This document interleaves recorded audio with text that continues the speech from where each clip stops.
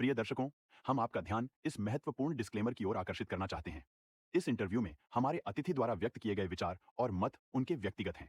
ये आवश्यक रूप से हमारे YouTube चैनल या संपादकीय टीम के दृष्टिकोण का प्रतिनिधित्व नहीं करते हैं।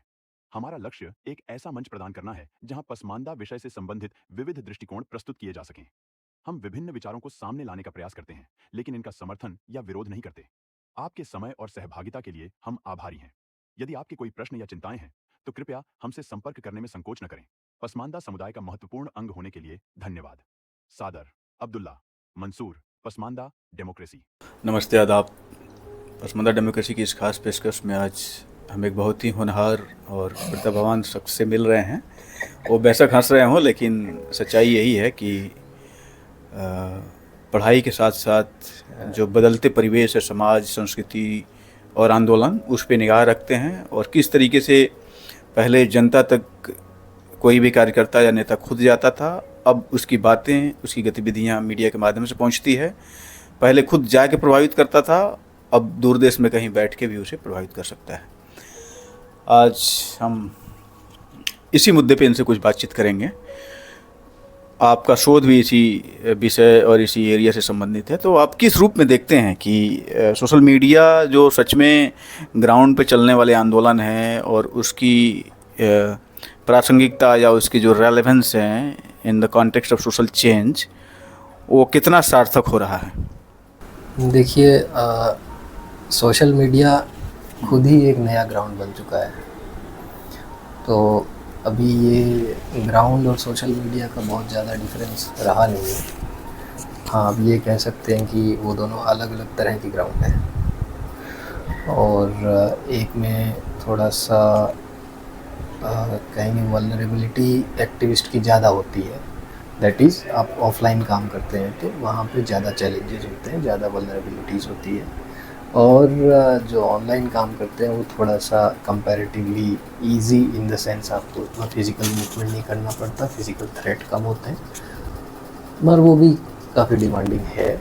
और प्रासंगिकता तो ये है कि ऑनलाइन ने अपना एक जगह बना लिया है कि आप जो भी कर रहे हैं, फिर वो एक्टिविज़म हो या बिज़नेस हो या एजुकेशन हो, जो भी हो, तो वो साथ साथ में चलता है।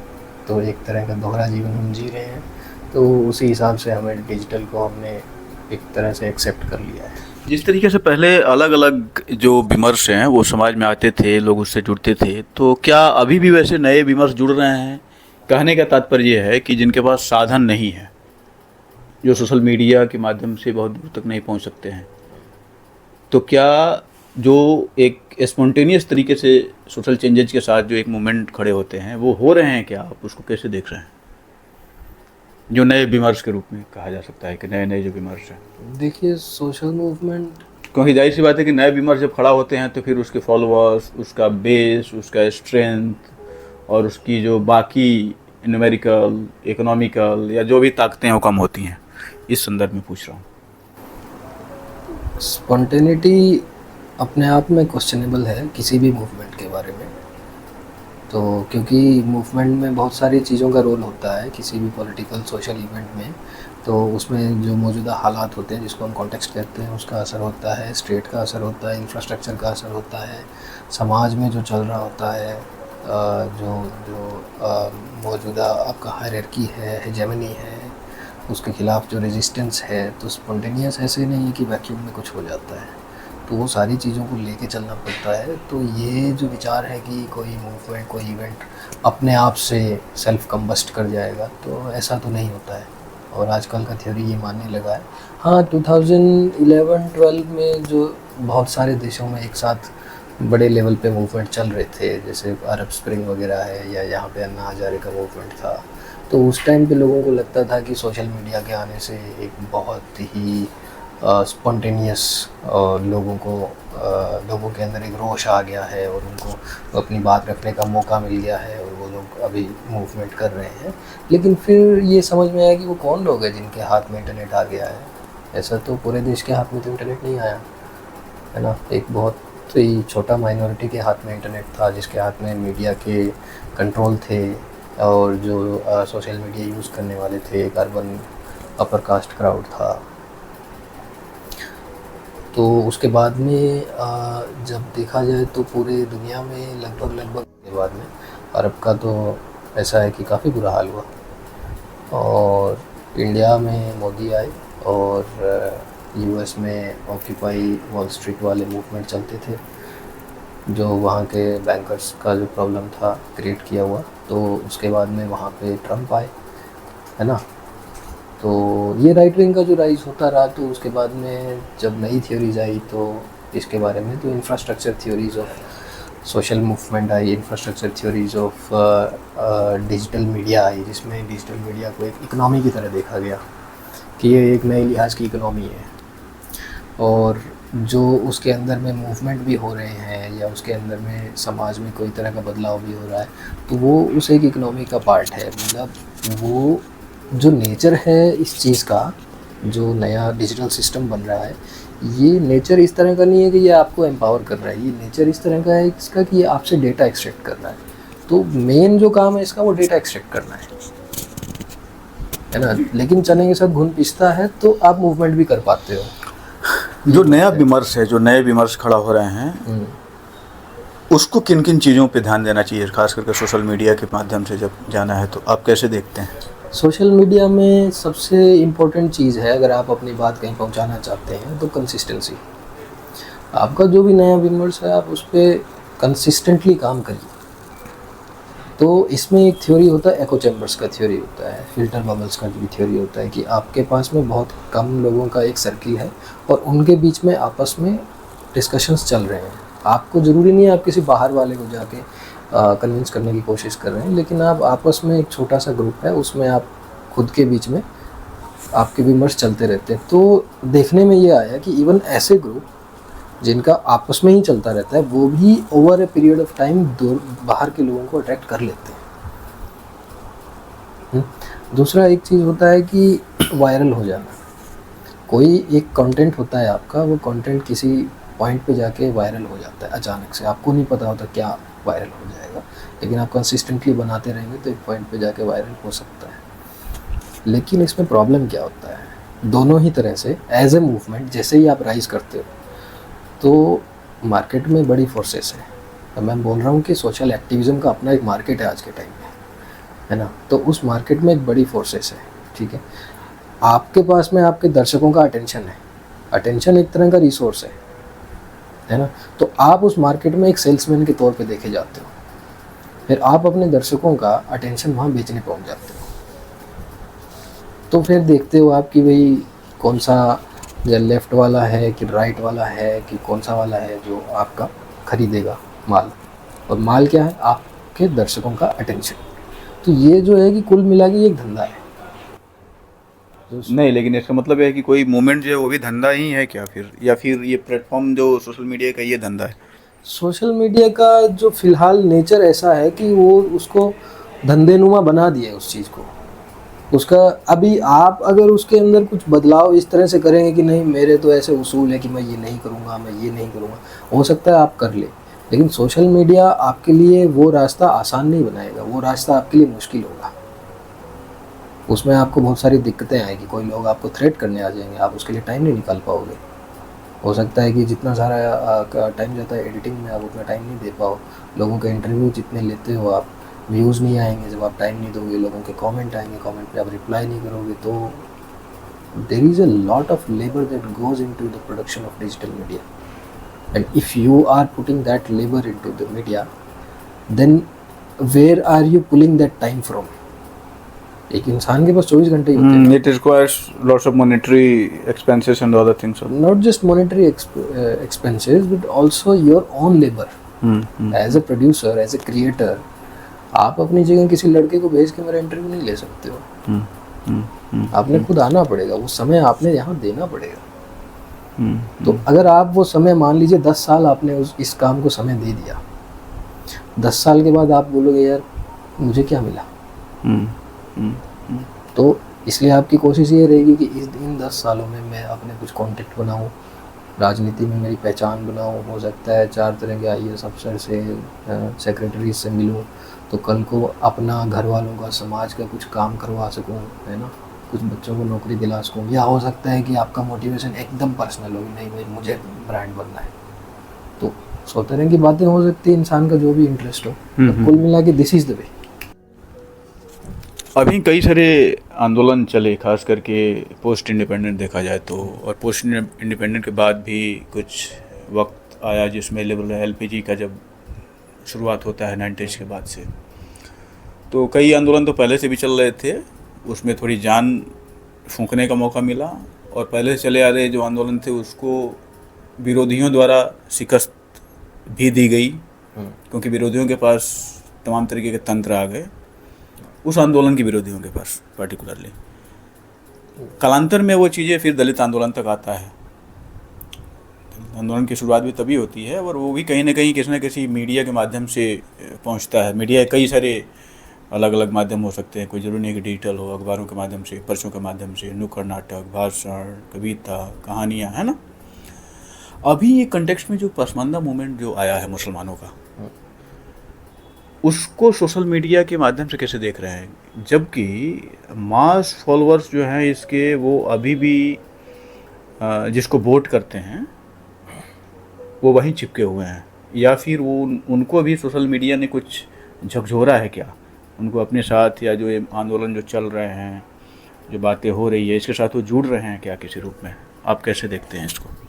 मैं देखता हूँ कि सोशल मीडिया पर ना एक तरह का कॉलोनाइजेशन ऑफ ओपिनियन चलता है, या उसको कहें कॉन्सेंट कॉलोनाइजेशन। कि आपका एक विचार है, आप उस विचार के लिए कंसेंट एग्रीगेट कर रहे हो, कलेक्ट कर रहे हो, और ज़्यादा से ज़्यादा लोगों को आपने कन्विंस कर लिया है अपने ट्विटर से, फेसबुक से, कि वो आपके विचारों के साथ में एग्री करें। मान लीजिए आपने 5 मिलियन लोग आपके फॉलोअर हैं, इसका मतलब है कि आपकी रीच उन 5 मिलियन लोगों तक है, उनका अटेंशन जो है वो आपने कॉलोनाइज कर रखा है, उनका ओपिनियन आपने, उनका कंसेंट आपने मोर और लेस कॉलोनाइज कर रखा है। अभी क्या होता है ना कि ये जो एक्टिविस्ट इस तरह से अपना घेरा बना के बैठ जाते हैं, अब वो जब दूसरा इंसान का विमर्श आता है, दूसरे तरीके का जब विमर्श आता है, तो ये लोग उस विमर्श के अगेंस्ट काम करते हैं। तो पसमानदा मूवमेंट का जो विमर्श है, तो इसके फोर में काम करने वाले लोग कम हैं, और इसके अगेंस्ट में काम करने वाले लोग ज़्यादा हैं इंटरनेट पर। फिर वो चाहे लेफ्ट के हो चाहे राइट के हो, दोनों ही पसमानदा मूवमेंट के खिलाफ बोलने वाले आपको मिलेंगे। इसका रीज़न आप किसे पाते हैं?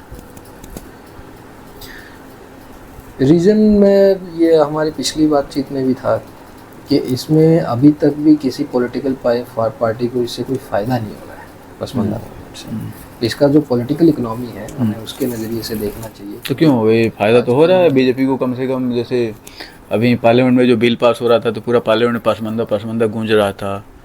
उसके अलावा देश में जहाँ जहाँ विरोध हो रहा है वहाँ पसमानदा तबका, पसमानदा वॉइस है, वहाँ खड़ी दिख रही है। तो ये कहीं ना कहीं डायरेक्टली तो सरकार को फ़ायदा पहुँचा रहा है। ये लॉन्ग टर्म में हो सकता है, लेकिन शॉर्ट टर्म में जैसे मैं आपको बताऊं कि जब मतलब वोट में ट्रांसलेट नहीं हो रहा है, कहने का मतलब दलित मुस्लिम के आरक्षण की बात आती है, तो कई सारे एक्टिविस्ट हैं जो मोदी जी के फेवर में लिखते हैं। वो लोग भी इसके जो दलित मुस्लिम है और जो क्रिश्चियन मुस्लिम्स हैं, इनके आरक्षण के खिलाफ में लिखते हैं और उस वॉइस को रेज़ करते हैं, जो कि और उनकी वॉइस इंटरनेट पे काफ़ी मानी जाती है, एम्पलीफाइड है ना। तो हो सकता है मोदी जी को इससे ज़्यादा फ़ायदा होने लगे। तो नहीं, जैसे दलित मुस्लिम वाला तो एक अलग पूरा मुद्दा ही है, क्योंकि उसको संविधान में संशोधन करना, फिर उनको स्टेटस देना, ये सब चीज़ें वो एक अलग डिबेट है पूरा। ओके, उसको छोड़ के अभी जो ऑनगोइंग जो चल रहा है, जो मंडल कमीशन के बाद से जो एक आइडेंटिटी उभरती है मुसलमानों के अंदर की, पसमानदा की, जो बैकवर्ड कम्युनिटीज़ में जो आते हैं, तो उस पर बेसिकली हम लोग फोकस कर रहे हैं। वो तो जाहिर सी बात है कि जो आप दलित वाला जो बात कर रहे हैं तो कई पेज है उसमें। डेफिनेटली मुझे लगता है कि आपको सोशल मीडिया वो आवाज़ देगा कि हो सकता है आप अपने मोहल्ले में ये बात कर ही ना पाओ पसमानदा की, है ना, क्योंकि वहाँ पे जो सोशल डिसिप्लिन होता है ना, वो अलग तरीके का होता है। हो सकता है वहाँ पे आप जो ऑफ ग्राउंड आप कुछ चीज़ें नहीं कर पाओ, सोशल मीडिया आपको अलाउ करेगा। लेकिन over the period of time आप इसको कितना कंसिस्टेंटली रख सकते हो और कितना लोग इससे जुड़ सकते हैं, उसी पे डिपेंड करता है। कुछ सालों में पसमानदा मूवमेंट पे अच्छा काम हुआ है और काफ़ी सारे पसमानदा लोग उभर के आए हैं जो अपनी बात को रख रहे हैं अपने आप as a scholar, as a researcher, आप इन चीज़ों का यदि कहा जाए आपको मतलब 5 लाइन में इसका मूल्यांकन करने के लिए, तो आप कैसे करेंगे कि इसका इम्पैक्ट फैक्टर क्या है? पसमानदा मूवमेंट का इम्पैक्ट फैक्टर ये है कि मोदी जी को लगता है कि वो एक एक्सपेरिमेंट कर रहे हैं। नहीं, वो तो लीडर पर्सपेक्टिव से हो गया। सोसाइटी के कॉन्शियसनेस के लेवल से मैं पूछ रहा हूँ। सोसाइटी कॉन्शियसनेस में देखिए, मैं घर जाता हूँ तो हमारे यहाँ बड़े सारे कुम्हारों के घर हैं और वो सारे कुम्हार मुसलमान हैं। जब आप उनसे पूछें कि आप कौन हो, तो वो ये नहीं कहते मैं मुसलमान हूँ, वो कहते हैं मैं कुम्हार हूँ, है ना। लेकिन जो राजनीतिक का जो एक ध्रुवीकरण होता है ना धर्म का, पोलराइजेशन में होते हैं तो ये पोलराइजेशन होता है, ध्रुवीकरण होता है। इसमें क्या होता है कि वो कुम्हार छोड़ के फिर से मुसलमान बनने लग जाते हैं, है ना। तो वो आइडेंटिटी उनका छोटा हो जाता है फिर, क्योंकि आपने उसको बोल दिया कि इसको मारो काटो या इसको बचाओ, दोनों ही बातें। तो दोनों ही बातों में उनका जो आइडेंटिटी है वो जो है ना। हाँ, जैसे ही बॉलीवुड मूवी में मुसलमान का सीन आता है तो कंधे पे वो क्या रुमाल रखते हैं, काफ्तान रखते हैं ना, रख के सर पे टोपी, पीछे से अजान की आवाज़ आ रही होगी, ये सब क्या है, है ना। एक मुस्लिम का एक सिंगुलर आइडेंटिटी का इमेज कंस्ट्रक्ट किया जाता है पॉलिटिक्स में, मीडिया में, सिनेमा में, आर्ट में, हर जगह में। और वो जो एक सिंगुलर इमेज कंस्ट्रक्ट किया जाता है वो आपको पसमानदा बनने से रोकता है।